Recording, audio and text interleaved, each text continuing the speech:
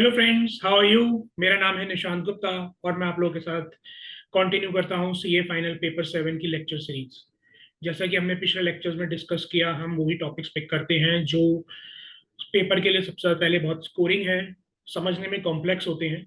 और हम इन टॉपिक्स को the way we discuss, the way we understand is कि हम रियल लाइफ एग्जांपल्स के साथ प्रैक्टिकल एक्सपीरियंस के बेसिस पे ये डिस्कस करते हैं, जिससे आपको माइंड में, बैक ऑफ द माइंड आपको क्लैरिटी रहे कि ये रियल लाइफ में यूज कहाँ होता है, आखिर इस लॉ की जरूरत क्या पड़ी, क्यों इस तरह की अमेंडमेंट की जरूरत पड़ी। सो दैट आपको कंसेप्चुअल लेवल की क्लैरिटी रहे, आपको कोई किसी भी तरीके की क्रैमिंग करने की जरूरत ना पड़े। मेरा ऑब्जेक्टिव पढ़ाते वक्त मेरे मेरा मेरे बैक ऑफ द माइंड में ये चल रहा होता है कि अगर मेरा कोई भी स्टूडेंट मेरा लेक्चर सुन रहा है, वो देख रहा है, और वो तो उसके बाद अगर वो क्वेश्चन एग्जाम में आता है, वो उसको अपनी लैंग्वेज में भी लिख पाए। उसको कोई जरूरत नहीं है एग्जाम मॉड्यूल में या किसी भी बुक में उसको देख के उसको क्रैम करने की। तो इस फॉर्मेट के साथ स्टार्ट करते हैं अपना नेक्स्ट लेक्चर। और इस लेक्चर में जो मैंने टॉपिक पिक किया है वो बहुत ही एक स्ट्रक्चर है, एक फाउंडेशन है पूरे इंटरनेशनल टैक्सेशन की। और इस टॉपिक से क्वेश्चन एवरी ऑल्टरनेट अटेम्प्ट में कह पाऊंगा थ्योरी का क्वेश्चन ज्यादा आता है।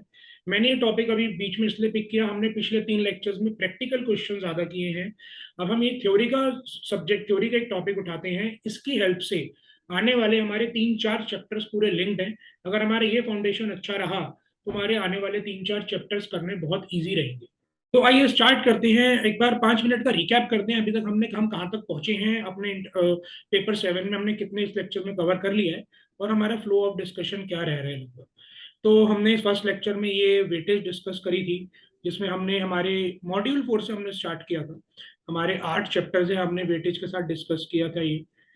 अब हम देखें, अगर चैप्टर वाइज आए तो हमारे चैप्टर 1 ट्रांसफर प्राइसिंग का था, जो अभी तक हमने स्टार्ट नहीं किया है, इसमें अलग से पूरा लेक्चर लगेगा, मैं जल्दी से करने वाला हूँ।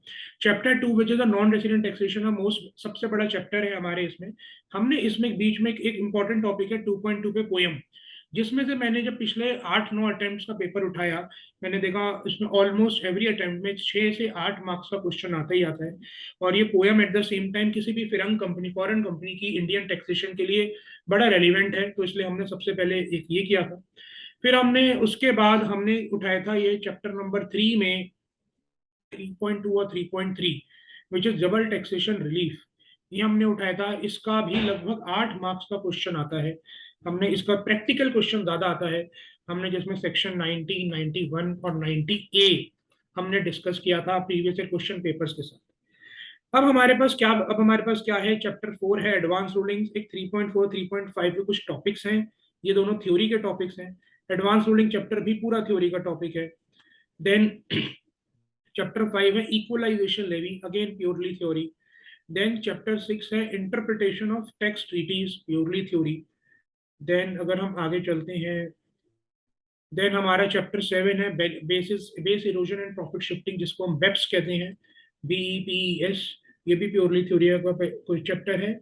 और देन लास्ट चैप्टर है हमारा chapter 8, overview of model tax convention. ये भी प्योरली थ्योरी का कंसेप्ट है।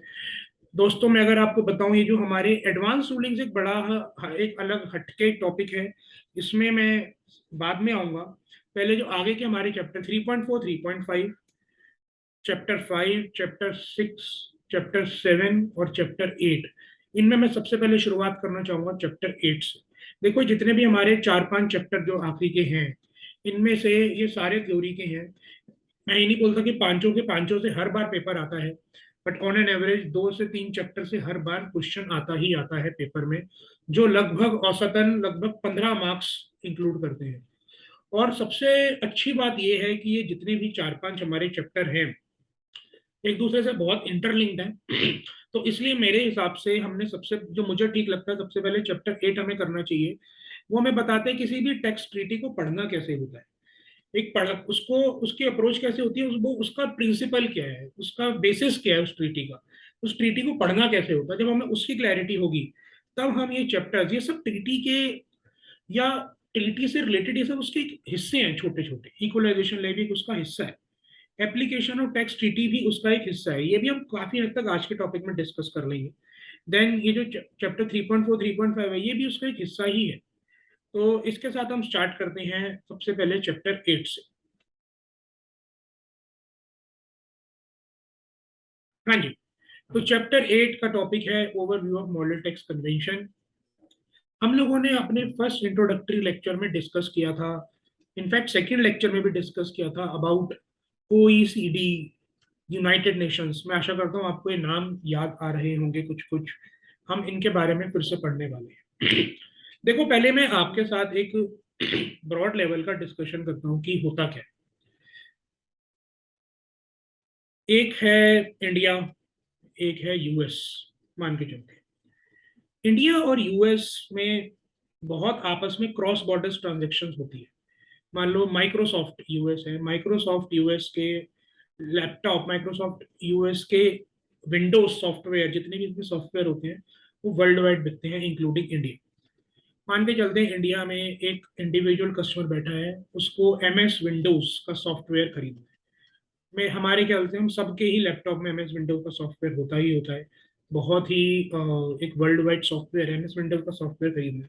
ये कैसे खरीदते हैं हम? इंडिया में एक इंडिया में ही कुछ डिस्ट्रीब्यूटर एंटिटीज होती हैं, कुछ थर्ड पार्टी कंपनीज होती हैं, हम वहां पे जाके खरीद लेते हैं।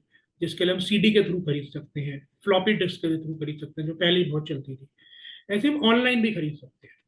ऑनलाइन जब खरीदते हैं उसके भी बहुत सारे तरीके होते हैं, और कुछ नहीं तो हम अमेजोन पे जाके खरीद लेते हैं, या फिर हम माइक्रोसॉफ्ट की खुद की वेबसाइट पे जाके खरीदते हैं। एक बारी को मान लेते हैं कि माइक्रोसॉफ्ट यूएस की वेबसाइट पे हम गए और वहां से हमने खरीदा। जब इंडिया में बैठे हुए एक कस्टमर ने यूएस कंपनी की एक वेबसाइट पे वो गया, उसकी वेबसाइट पे गया और वहां पे उसने सॉफ्टवेयर खरीदा, सॉफ्टवेयर बाय किया, और मान के चलते हैं उसने $100 में वो सॉफ्टवेयर बाय किया, उसने $100 की पेमेंट कर दी। और वो सॉफ्टवेयर उसको कैसे मिलता है, मैं आपको एग्जांपल देता हूँ। सॉफ्टवेयर की जैसे कि पेमेंट करते हैं, तो पेमेंट करते टाइम ये इंडिविजुअल अपना ईमेल आईडी भी डालता है। तो माइक्रोसॉफ्ट वाले इस ईमेल आईडी पे एक लिंक शेयर करते हैं, और वो लिंक ऑटोमेटिकली ओपन लिंक होता है। वो इंडिविजुअल उस लैपटॉप उस लिंक पे जाके वहां से सॉफ्टवेयर को डाउनलोड कर लेता है। तो देखो ये ट्रांजेक्शन हो गई। अब इसमें इन तरह की ट्रांजेक्शन में इशू आता है कि अभी जो माइक्रोसॉफ्ट को जो $100 मिले, ये टैक्स कहाँ होने चाहिए? इंडिया में होने चाहिए या यूएस में होने चाहिए, या दोनों जगह होने चाहिए, या कहीं भी नहीं होने चाहिए, या पार्टली इंडिया में होने चाहिए, पार्टली यूएस में होने चाहिए? तो दोस्तों इस तरह के इश्यूज हम डे टू डे लाइफ में देखते हैं। एक दूसरा एग्जांपल मैं आपको दूंगा। एक बड़ा कॉमन केस हुआ था पीछे, मैं आपको एक सिंपल भाषा में बताता हूँ, फ्लिपकार्ट का। फ्लिपकार्ट एक इंडियन कंपनी है। हम सब जानते हैं फ्लिपकार्ट एक इंडिया में स्टार्टअप है जो अराउंड 15 साल पहले ओपन हुआ था, और आज ये मल्टी बिलियन स्टार्टअप है। अब ये स्टार्टअप की जगह एक बहुत ही मल्टी बिलियन कंपनी बन चुकी है। फ्लिपकार्ट के ओनर्स, मैं एक इजी तौर पे ले लेता हूँ, फ्लिपकार्ट की जो इंडियन कंपनी के शेयर होल्डर्स हैं वो मॉरिशस में है। मॉरिशस नॉर्मली बहुत कंपनीज फॉलो करती है, मॉरिशस या केमन आइलैंड्स या ब्रिटिश वर्जिन आइलैंड, ये सब एक टैक्स हेवन होते हैं।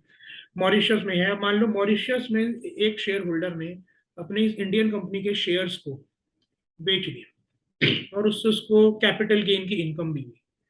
जब कैपिटल गेन की इनकम होती है तो कैपिटल गेन टैक्स होता है। अब मुद्दा आता है ये कहाँ टैक्स होगा? शेयर होल्डर रेसिडेंट तो है मॉरिशस में, बट जो शेयर्स हैं वो इंडियन कंपनी के शेयर हैं। तो यहाँ पे मॉरिशस सरकार बोलेगी जो कैपिटल गेन हुआ वो मॉरिशस में टैक्स होना चाहिए। इंडियन सरकार बोलेगी नहीं, शेयर्स तो इंडियन कंपनी के बिके हैं, वो इंडिया में टैक्स होने चाहिए। मॉरिशस सरकार बोलेगी भाई शेयर होल्डर तो इंडिया मॉरिशस में रेसिडेंट है, उसने दिमाग लगाया, कहाँ से डिसीजन लिया। इन्वेस्टमेंट करते वक्त भी वो मॉरिशस में था, सेल करते वक्त भी वो मॉरिशस में था। पैसा तो मॉरिशस से लगा है, उसने पैसा जो कमाया वो उसने मॉरिशस से कमाया है, उस पैसे से उसने शेयर खरीदे थे। तो दोनों के पास अपने आर्ग्यूमेंट्स होते हैं। तो इन सब सिचुएशंस को कैसे डील किया जाए? अब ये जो अब देखा जाए, इसने जो ट्रांजेक्शन करी, अगर कुछ एग्रीमेंट ना हो इन कंट्रीज के बीच में तो कैसे होगा? मॉरिशस वाली सरकार बोलेगी ठीक है जी, जो कैपिटल गेन हुआ आप मॉरिशस को इसको टैक्स दो। इंडिया सरकार बोलेगी इंडिया में टैक्स दो। तो उस वजह से ये जो शेयर होल्डर है इसको डबल टैक्सेशन हो जाएगी। क्या हो जाएगी? इसको डबल टैक्सेशन हो जाएगी। मैं थोड़ा सा ये डिलीट कर रहा हूँ, इसमें मैं यहाँ पे लिखता हूँ, ये डबल टैक्सेशन का शिकार हो जाएगा, जो इकोनॉमी को चलाने के लिए बड़ा एक हिंड्रेंस है। इस वजह से ये बड़ा हमेशा अगर डबल टैक्सेशन होगी इसकी इस ट्रांजैक्शन पे, 100 रुपए कमाया, एग्जाम्पल ले लेते हैं, 20 रुपए मॉरिशस को दे दिया, 20 रुपए इंडिया को दे दिया, इसके हाथ में कुल 60 बचा। ये इसके लिए एक बड़ी ही पेनफुल सिचुएशन रहेगी। तो इस वजह से हो सकता है कि ऐसी ट्रांजेक्शन करने से ही पीछे हटे। फिर ये कुछ लूप होल्स ढूंढेगा, अननेसेसरी ट्रांजेक्शन को रूट करेगा दूसरी कंट्रीज के थ्रू। इन सबको बचाने के लिए क्या मोस्टली कंट्रीज क्या करती है, एग्रीमेंट एंटर करती है, जिनको डबल टैक्सेशन अवॉइडेंस एग्रीमेंट कहा जाता है, जिसमें वो एग्री करती हैं कि कौन सी इनकम कहाँ टैक्स होगी, कितनी टैक्स होगी। तो ये अभी एग्रीमेंट जब बनाते हैं, ये एग्रीमेंट किस बेसिस पे बनाया जाता है, ये एग्रीमेंट का क्या, ये एग्रीमेंट किस बेसिस पे बनाया जाता है, कोई तो इसमें कोई तो एक स्ट्रक्चर होना चाहिए, एग्रीमेंट कैसे बनाया जाए। सब एग्रीमेंट्स नहीं तो सब सरकार अपने आप से स्टार्ट करने लगे तो बहुत टाइम भी लगेगा और बड़ी आपस में प्रॉब्लम्स रहेंगी कि सबका अपना एक तरीका होता है लिखने का।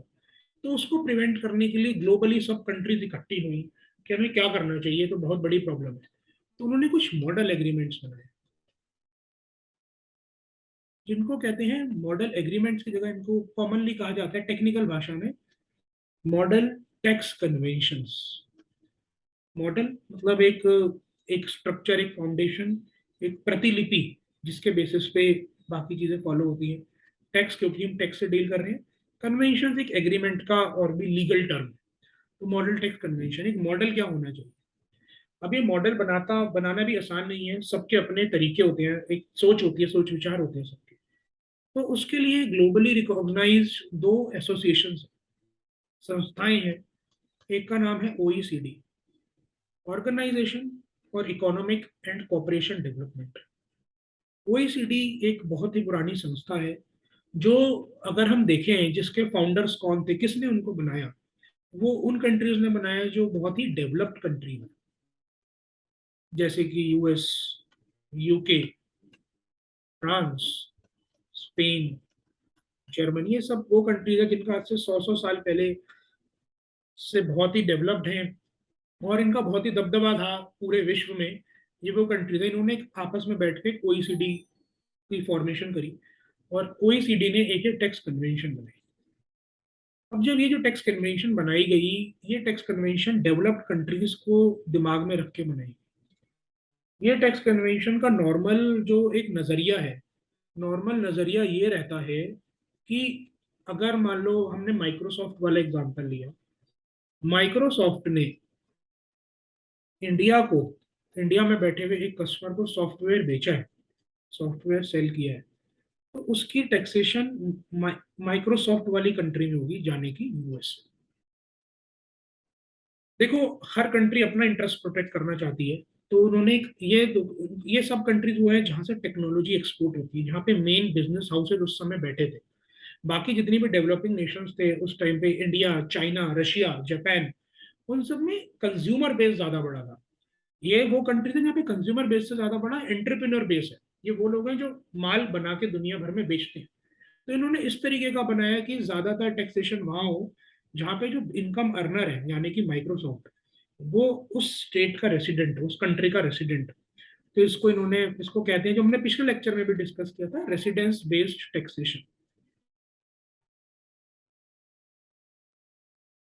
अब ये एक ओईसीडी ने इस तरह का मॉडल बनाया जो ज्यादातर फॉलो करता है रेसिडेंट बेस्ड। ये एग्जाम में काफी आता है, इसलिए मैं इसको 2 बार और एम्फेसाइज करके लिख रहा हूँ। ओईसीडी फॉलो करता है रेसिडेंट बेस्ड टैक्सेशन, इसका ये लगभग नजरिया रहता है। हम इसको आगे देखते हैं। अब समय के साथ और देश भी आगे बढ़ने लगे, चाइना, रशिया जैसे देश भी और आगे आने लगे, फ्रंट फुट पे आने लगे।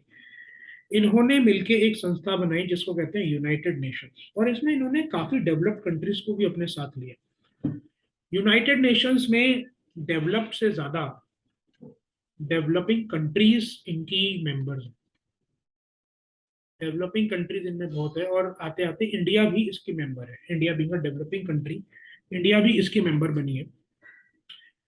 यूनाइटेड नेशन में इंडिया, चाइना, फ्रांस, फ्रांस दोनों, काफी कंट्रीज दोनों में है, रशिया, ये वो कंट्रीज, जापान, ये वो कंट्रीज हैं जो धीरे धीरे उभरी हैं और आज भी अब तो काफी ऊपर अच्छे स्तर पे पहुंच गई है। इन्होंने एक डेवलपिंग नेशंस के को नजरिए माइंड में रखते हुए इन्होंने एक यूएन का मॉडल बनाया। जब यूएन का मॉडल बना रहे थे, ओईसीडी मॉडल को एक बेस रखा, इसको समझा।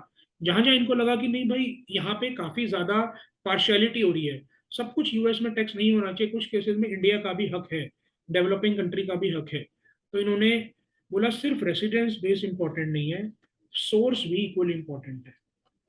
सोर्स को अगर हम बेसिक भाषा में समझे, सोर्स मतलब वो जहाँ पे कस्टमर बेस्ड है, जहाँ पे कस्टमर बेस्ड है उस पर्टिकुलर आइटम का। तो इन्होंने बोला जितना इंपॉर्टेंट एक सामान को बनाना है, उसकी टेक्नोलॉजी है, उतना ही इंपॉर्टेंट उसका कस्टमर है। अगर कस्टमर ही नहीं होगा तो आप सामान बनाओगे क्यों? जैसे इंडिया है, इंडिया में इतनी ज्यादा पॉपुलेशन है, ग्लोबली हर कंपनी अपना माल इंडिया में बेचने में इच्छुक है, इंडिया में उनके पास कस्टमर बेस इतना वाइड है, इंडिया में वो मार्केटिंग बहुत करते हैं, प्रमोशंस बहुत करते हैं। तो उन्होंने बोला ठीक है, मैन्युफैक्चरिंग एक एक्टिविटी है, आपने बाहर करी, but at the same time अगर आप ओवरऑल एक बिजनेस के ऑपरेटिंग साइकिल को देखो, उसकी मार्केटिंग, उसका कस्टमर, कस्टमर की क्या चाहत है, कस्टमर क्या चाहता है, उसके हिसाब से तो आप मैन्युफैक्चरिंग करते हो। तो ये दोनों भी इक्वली इंपॉर्टेंट पैरामीटर। तो इन्होंने इन सबको देखते हुए एक बैलेंस बनाने की कोशिश करी है कि भाई कुछ केसेस में रेसिडेंट को टैक्स करें, कुछ केसेस में सोर्स में टैक्स करेंगे। तो अगर हम ब्रॉडली समझें, एक है ओईसीडी, एक है यूएन। ओईसीडी का लगभग रुझाव रहता है टुवर्ड्स रेसिडेंस बेस्ड टैक्सेशन, जहां पे इनकम अर्नर सिचुएटेड है हम वहां पे टैक्स करेंगे। यूएन का रुझाव, मैं बोलूंगा इन्होंने बैलेंस वे में बनाया है कि भाई हाँ, कुछ केसेस में रेसिडेंट जगह, कुछ केसेस में सोर्स की जगह। तो आइए इस एग्जाम्पल को दिमाग में रखते हैं, इस बेस को दिमाग में रखते हैं, और हम अपना जो मॉड्यूल में हमारे जो दिया हुआ है यूएन और इस टैक्सेशन के बारे में, हम वो थोड़ा थोड़ा पढ़ते हैं, हमें आइडिया लगेगा हम जैसे जैसे आगे बढ़ेंगे। अगर मैं आपको बताऊं हमारे पास क्वेश्चन किस तरीके के आते हैं, मैंने पिछले कुछ क्वेश्चन पेपर्स खंगाले, उनको देखा, तो लगभग इस चैप्टर से भी हमारे पास थ्योरी के क्वेश्चन आते रहे हैं। और कुछ क्वेश्चन 4 नंबर के हैं, कुछ क्वेश्चन 6 नंबर के। क्वेश्चन किस तरीके के मैं आपको बताता हूँ। यूएन और ओईसीडी मॉडल के बीच में बेसिक डिफरेंस बताया जाए, तो जो हमने अभी इस स्लाइड में समझा, ये ही एक बेसिक डिफरेंस है इन दोनों के बीच में। इन दोनों के बीच में यही एक बेसिक डिफरेंस है कि यूएन फॉलो करता है एक बैलेंस। बट एक तो यूएन एक डेवलपिंग कंट्रीज भी इसके मेंबर हैं, यहाँ पे केवल डेवलप्ड कंट्रीज इसके मेंबर हैं। दूसरा एक अप्रोच, अप्रोच में क्या डिफरेंस है, यूएन फॉलो करता है एक balance between source based taxation and residence based taxation.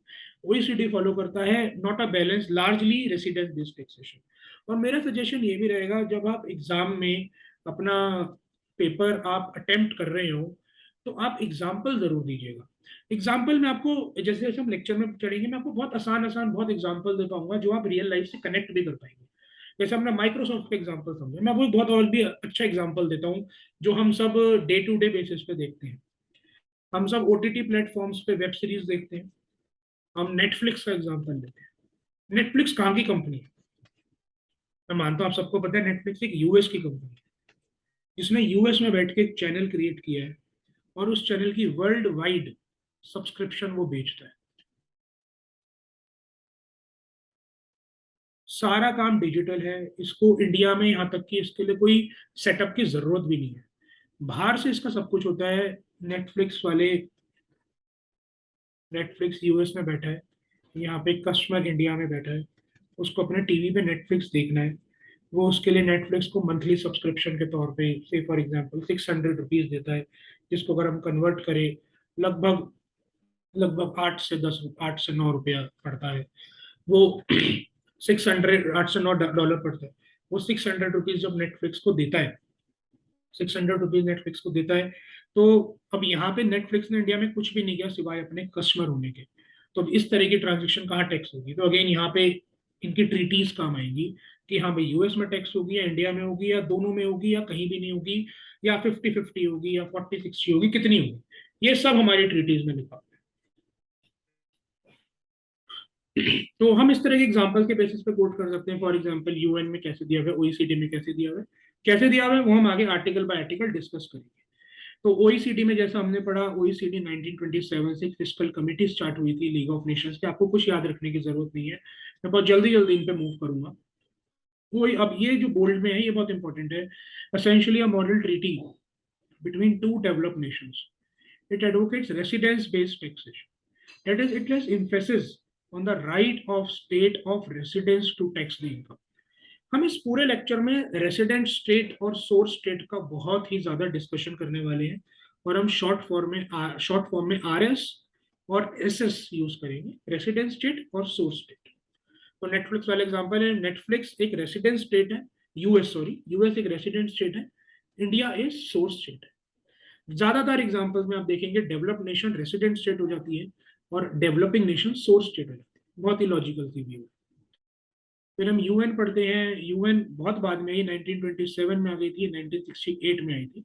Is ये draft model convention between developed and developing nations. It seeks to be a balance in its approach. ये बहुत important word है, balance in its approach. तो ये हमारे exam में आता है। इस पेज से इस पॉइंट पे जरूर एक क्वेश्चन मैंने देखा है, पिछले अटेम्प्ट्स में आया हुआ है, ओईसीडी और यूएन के बीच में एक बेसिक डिफरेंस बताया जाए। तो एक तो हमारा क्वेश्चन यहाँ पे हम ये प्रिपेयर करते हैं कि इनके बीच में डिफरेंस है। आगे चलते हैं अपने नेक्स्ट पेज पे। यहाँ पे एक थर्ड, ये ओईसीडी मॉडल हमने पढ़ा, यूएन मॉडल हमने पढ़ा, एक तीसरा मॉडल और होता है यूएस मॉडल। देखो दोस्तों, जब कोई नेशन बहुत बड़ा हो जाता है वो अपने हिसाब से भी कुछ चीजें चलाना चाहता है, और यूएस उन सब में एक फ्रंट रनर है। यूएस बहुत टाइम से ग्लोबल पावर रहा है। यूएस ने अपना भी एक मॉडल डिजाइन किया है जिसको कहते हैं यूएस मॉडल। यूएस मॉडल इतना प्रोमिनेंट मॉडल नहीं है ये, और हमारे एग्जाम के नजरिए से भी ये ज्यादा इंपॉर्टेंट नहीं है। यूएस मॉडल में इन्होंने कुछ चेंजेस करे हैं जो ओईसीडी और यूएन को ध्यान में रखते हुए इन्होंने यूएस के परस्पेक्टिव से, यूएस का इंटरेस्ट को ध्यान में रखते हुए किए। हम यूएस मॉडल में कुछ ज्यादा डिस्कस अपने इस लेक्चर में नहीं करने वाले, क्योंकि हमारे एग्जाम के लिए ज्यादा इंपॉर्टेंट भी नहीं है। बट आपको एक ब्रॉड आइडिया होना चाहिए कि हमारे मॉड्यूल में 3 तरीके के मॉडल कवर्ड है, ओईसीडी, यूएन और यूएस। आगे चलते हैं। यहाँ पे हमारे मॉड्यूल में एक ब्रॉड स्ट्रक्चर दिया हुआ है दोनों मॉडल्स का कंपैरेटिव वे में। ये बहुत ही अच्छे ढंग से हमारे इंस्टीट्यूट ने इसको प्रेजेंट किया है। ये 2 पेज में स्ट्रक्चर दिया है टेबुलर फॉर्म में। एक बार इसके थ्रू इसको रन थ्रू करते हैं, ये हमें बहुत अच्छा एग्जाम हेल्प करेगा कि मॉडल में एक्चुअली लिखा क्या होता है। तो जो मॉडल है, पहले है ओईसीडी, फिर है यूएन। एक मॉडल कन्वेंशन में क्या क्या आर्टिकल्स कवर्ड है। आर्टिकल को आप सेक्शन की तरह भी बोल सकते, जैसे इनकम टैक्स एक्ट में सेक्शन होते हैं, सेक्शन 1, सेक्शन 2। सेक्शन 1 में एक लिखा हुआ है ब्रॉडली कहाँ किस क्या जुरिस्डिक्शन है इस एक्ट की। सेक्शन 2 में लिखा होता है क्या डेफिनेशन है।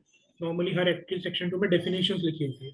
इनकम टैक्स एक्ट के दिन सेक्शन 3 पे आते हैं, जहाँ पे सेक्शन 3 में लिखा हुआ है प्रीवियस ईयर क्या होता है। सेक्शन 4 में लिखा हुआ है चार्जेबिलिटी टू टैक्स क्या होता है। सेक्शन 5 में लिखा हुआ है स्कोप ऑफ इनकम टैक्स क्या होता है। सेक्शन 6 में लिखा हुआ है रेसिडेंस कब कहाँ माना जाता है। उसी तरह फिर आगे हम आते हैं, सैलरी के कुछ सेक्शन है, सेक्शन 16, 15, 17। देन हाउस प्रॉपर्टी की है 20, 21। देन पीजीबीपी की है 28 से लेके 43 तक। देन कैपिटल गेन्स के हैं 45 से लेके। देन उसके बाद अदर सोर्सेज के हैं 56, 57। तो इसी तरह हमारे मॉडल कन्वेंशन में भी इन्होंने इनकम के बेसिस पर, बेसिक प्रोविजंस के बेसिस पे आर्टिकल्स बनाए हैं। हमारा आर्टिकल 1 है पर्संस कवर्ड, कि किन पर्संस पे लगेगा। और हम आगे यूएन में भी देखते जाएंगे, सेम यूएन में भी है, कॉरस्पॉन्डिंगली सेम है। अच्छी बात यह है, दोनों संस्थाओं ने जब बनाया, इन्होंने, यूएन बाद में आई थी, उन्होंने ओईसीडी को बेस रख के बनाया कि पढ़ते हुए भी दिक्कत ना आए। और मैं इसका एक और बेनिफिट दे सकता हूँ, एज ए स्टूडेंट ऑल्सो हमें पढ़ने में दिक्कत। देन आर्टिकल 2 है टैक्सेस कवर्ड, किस टैक्स पे लगेगा ये। इनकम टैक्स पे लगेगा, जीएसटी पे लगेगा, कस्टम ड्यूटी पे लगेगा, एक्साइज ड्यूटी पे लगेगा, किस पे लगेगा। Then section 3 is definition, section 4 is residence. अभी तक हम देखेंगे यूएसीडी और यूएन बिल्कुल साथ साथ चल। Section 5 is permanent establishment, very important topic. Section 6 is immovable property, मतलब house property. Section 7 is business profit, मतलब PGBP. Section 8 is international shipping. Shipping के लिए अलग से एक आर्टिकल रहेगा। सॉरी, मैं सेक्शन बोल रहा हूँ, एक्चुअली ये सब आर्टिकल है। सेक्शन में भी उस फ्लो में सेक्शन बोलता गया। Article 8 it is on shipping. Again कुछ शिपिंग के लिए क्यों किया गया, शिपिंग एक ऐसी इंडस्ट्री है जो उनका काम ही इंटरनेशनल वाटर्स में होता है, उनके एक अलग से एक आर्टिकल लाया गया। सेक्शन 9 एसोसिएटेड एंटरप्राइज, जिसको हम ट्रांसफर प्राइसिंग भी बोलते हैं। Section 10 dividend. अब हम आ गए इनकम के नेचर पे। एक हमने पीजीबीपी किया, एक हाउस प्रॉपर्टी किया, अब डिविडेंड, अदर सोर्सेज के भी कुछ स्पेसिफिक। डिविडेंड की टैक्सेबिलिटी, देन इंटरेस्ट की टैक्सेबिलिटी, रॉयल्टी, रॉयल्टी बड़ा ही इंपॉर्टेंट टॉपिक है, रियल लाइफ में तो बहुत ही इंपॉर्टेंट। देन 12A में आता है, यहाँ पे खाली है गाइस, ये पहला डिफरेंस है इन दोनों मॉडल कन्वेंशन में। ओईसीडी में रॉयल्टी के बाद 12 में कोई आर्टिकल नहीं है, 12 के बाद सीधा 13 आता है। यूएन में फी फॉर टेक्निकल सर्विस के नाम का भी एक आर्टिकल है, रियल लाइफ में बहुत इंपॉर्टेंट है। Then capital gains real life में सुपर इंपॉर्टेंट। देन 14 अगेन यहाँ पे खाली है, यहाँ पे एक आर्टिकल है इंडिपेंडेंट पर्सनल सर्विस, ये नॉर्मली पर्सनल सर्विस प्रोफेशनल्स पे बड़ा एप्लीकेबल होता है। Then income from employment salary दोनों में है। डायरेक्टर फीस के लिए दोनों में एक आर्टिकल है। देन एंटरटेनर स्पोर्ट्स पर्सन, जितने भी हमारे एंटरटेनर्स होते हैं, आर्टिस्ट होते हैं, ये फिल्म के आर्टिस्ट होते हैं, ये एक्टर्स एक्ट्रेसेस, इनकी टैक्सेशन जो बहुत देश विदेश में जाके शूटिंग करते हैं उनकी यहाँ पे होती है। 18 पेंशन, आप कहीं बाहर काम करके गए, बाहर काम आपने किया, वहां से आपको पेंशन मिलती है, बट आप सेटल अपने होम टाउन इंडिया में हो गए। गवर्नमेंट सर्विस, अगर आप गवर्नमेंट के यहाँ काम कर रहे हो, इंडिया के रेसिडेंट हो बट यूनाइटेड नेशंस में काम कर रहे हो, आप यूएस गवर्नमेंट के यहाँ काम कर रहे हो। स्टूडेंट्स, आप स्टूडेंट हो, आप स्कॉलरशिप पे, मैं जर्मनी पढ़ने गया तो जर्मनी में मुझे स्टूडेंट लाइफ के दौरान मुझे कुछ अप्रेंटिसशिप ट्रेनिंग में लेता हूँ, उस दौरान मुझे कुछ स्टाइपेंड मिलता है। हाँ, जैसे हमें एज अ सीए स्टूडेंट हमें अपनी आर्टिकलशिप के साथ स्टाइपेंड मिलता है। अगर हम इंडियन सीए स्टूडेंट मान लो अबू धाबी में जाके ट्रेनिंग करें, आर्टिकलशिप करें और वहां पे हमारे को स्टाइपेंड मिले, तो वो यहाँ पे कवर हुआ। Other income, just like other sources, अगर ऊपर कोई कवर्ड नहीं है तो other income. Then capital, then exemption method. ये एग्जाम्शन मेथड हमने अपने लास्ट लेक्चर में कवर किया है, हम यहाँ पे भी ब्रॉडली कवर करेंगे, ये इस पे थ्योरी भी बहुत इंपॉर्टेंट है, ठीक है। Then credit method again same है जो हमने, क्रेडिट मेथड जो exemption method, double taxation avoid करने के मेथड। 24 नॉन डिस्क्रिमिनेशन, अगेन हमारे एग्जाम के लिए ज्यादा इंपॉर्टेंट नहीं है, प्रैक्टिकली बहुत इंपॉर्टेंट है। म्यूचुअल एग्रीमेंट प्रोसीजर मैप, ये इसके साथ इसका थ्योरी लिंक्ड बहुत आता है, हम आगे पढ़ेंगे। एक्सचेंज ऑफ इंफॉर्मेशन, हम बात करते हैं स्विस बैंक अकाउंट्स की, इंडिया के अमिताभ बच्चन के सबके बैंक स्विट्जरलैंड में बैंक अकाउंट्स हैं, वहां पे उनके पैसे जमा है। इंडिया को कैसे पता लगेगा कि स्विट्जरलैंड में किसके कितने पैसे जमा है? इंडिया स्विट्जरलैंड का एक्सचेंज ऑफ इंफॉर्मेशन एग्रीमेंट है, जो इस ट्रीटी के थ्रू एंटर होता है, जिसमें वो बोलते हैं कि भाई कोई भी फाइनेंशियल इंफॉर्मेशन हम आपसे ले सकते हैं या किस हद तक ले सकते हैं। Assistance in collection of tax, Vijay Mallya का केस, मान लो विजय माल्या इंडिया से टैक्स चोरी करके भाग गया यूके में, लंदन में, तो यूके गवर्नमेंट के साथ हम एग्रीमेंट एंटर कर सकते हैं कि भाई आप हमारी टैक्स की रिकवरी में हेल्प करोगे, क्योंकि वो बंदा आपके यहाँ रह रहा है। Members of diplomatic mission, again ये ब्यूरोक्रेट्स एंड डिप्लोमेट्स है जिनके लिए अलग से ट्रीटमेंट है। देन एंटाइटलमेंट टू बेनिफिट, किसको बेनिफिट एक्सटेंड होगा। टेरिटोरियल एक्सटेंशन, ये बस यहीं पे है, कोई यूएन में नहीं है, पेपर के लिए ज्यादा इंपॉर्टेंट नहीं है। एंट्री इनटू फोर्स, ये एग्रीमेंट एक्चुअल कब से एंटर होगा, सब कंट्रीज की डेट ऑफ एग्रीमेंट अलग अलग होती है। इंडिया की यूएस के साथ बहुत पहले एंटर हो गई थी, बट इंडिया की बांग्लादेश के साथ अभी रिसेंटली एंटर हुई है। जैसे जैसे कंट्रीज के इकोनॉमिक रिलेशन, इकोनॉमिक टाइज बढ़ते हैं, वो DTAA भी एंटर करते हैं। टर्मिनेशन, टर्मिनेट कब तक है ये वैलिड। तो इस तरह ये अराउंड 30 से 32 के करीब आर्टिकल्स लगभग हर ट्रीटीज में होते हैं। कॉम्प्रिहेंसिव ट्रीटी की हमने बात की है। तो इस तरह हमने अगर देखें, ये हमारा ब्रॉड स्ट्रक्चर।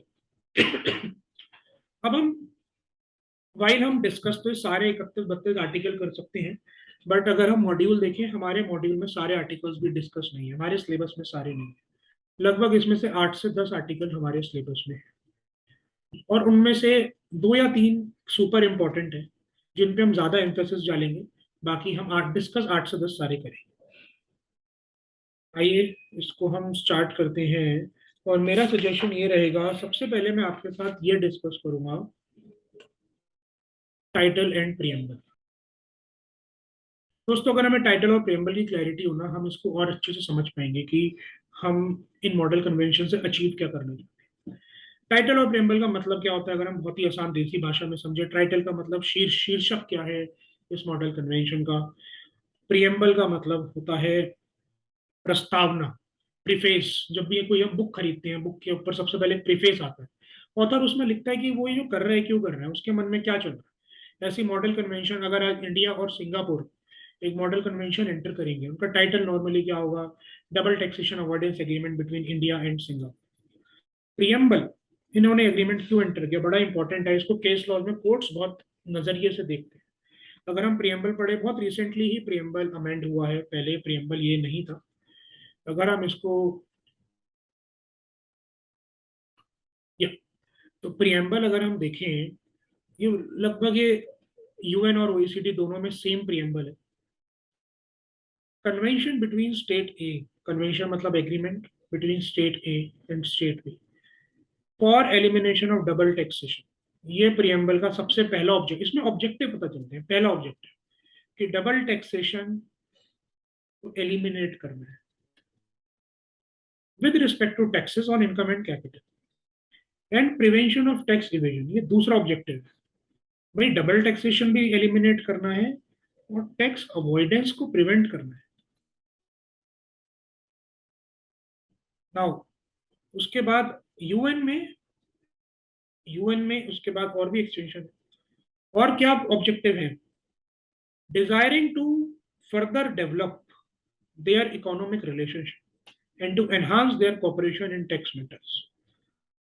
आपस में दोनों देश अपने इकोनॉमिक संबंध को बढ़ाना चाहते हैं, आपस में ट्रांजेक्शन्स हो, एक म्यूचुअल कोहेसिव एनवायरनमेंट हो, लोगों को मजा आए कि हाँ भाई सिंगापुर के साथ बड़ा आसान है, इंडिया सिंगापुर के टाइज बहुत अच्छे हैं।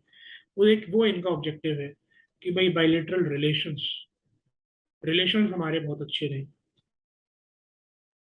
लास्ट बड़ा इंपॉर्टेंट है, for elimination of double taxation, जो हमने ऊपर पढ़ लिया, without creating opportunities for non taxation. ऐसा भी ना हो कि भाई टैक्स अवॉइडेंस हो, मतलब कहीं भी जीरो टैक्सेशन, ऐसा भी ना। मतलब तो अगर हम ये तीन पढ़े, ये दूसरा और पहले का एक बोलने का तरीका डिफरेंट है, मैं रिपीट लिखूंगा। अगर हम ये तीन ऑब्जेक्टिव्स पढ़े तो ऐसा भी ना हो कि दोनों देशों में टैक्स हो, जैसे हमने मॉरिशस इंडिया वाला एग्जांपल लिया फ्लिपकार्ट के शेयर्स का। ऐसा भी ना हो कि किसी भी देश में टैक्सेशन हो। अब मैं इसी में आपको एग्जांपल देता हूँ, ऐसा क्या हो सकता है कि किसी भी देश में टैक्सेशन ना हो। उसका एग्जांपल लेते हैं केमन आइलैंड।